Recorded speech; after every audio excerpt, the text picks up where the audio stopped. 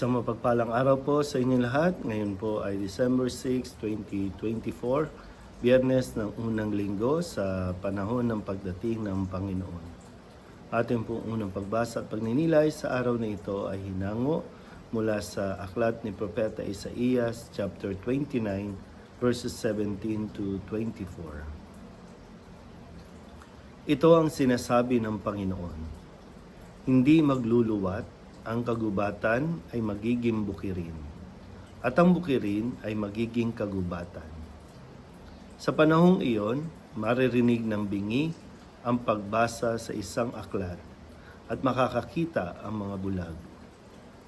Ang mabababang loob ay muling liligaya sa piling ng Panginoon at pupurihin ng mga dukha ang banal ng Israel. Sapagkat ang malupit at mapang-upasala ay mawawala na, gayon din ang lahat ng mahilig sa kasamaan. Lilipulin ng Panginoon ang lahat ng naninirang puri, mga sinungaling na saksi, at nagkakait ng katarungan sa mga matuwid.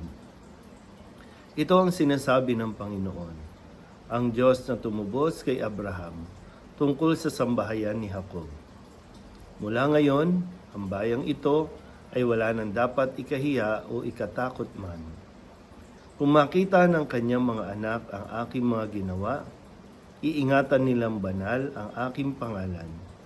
Igagalang nila ang itinatanging banal ni Jacob, at dadakilain ng Diyos ng Israel. Ang mga nalilihis sa katotohanan ay magtatamo ng kaunawaan. Ang mga matigas ang ulo ay tatanggap na ng pangaral. Ang salita ng Diyos.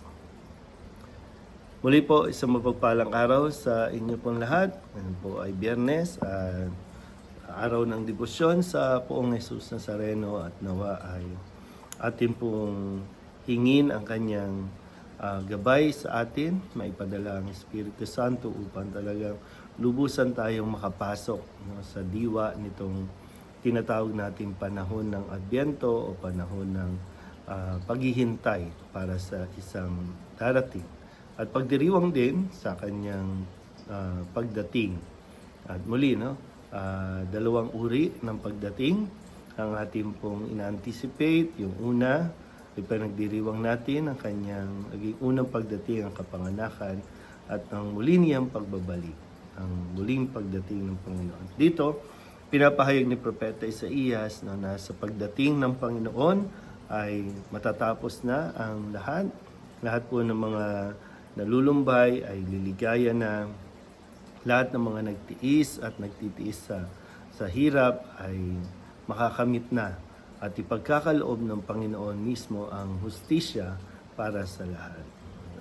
Nawa, katuloy natin din na mapagnilayan kung paano nga ba tayo naghahanda para sa sandaling ito, para sa pagdiriwang ng kanyang pagdating.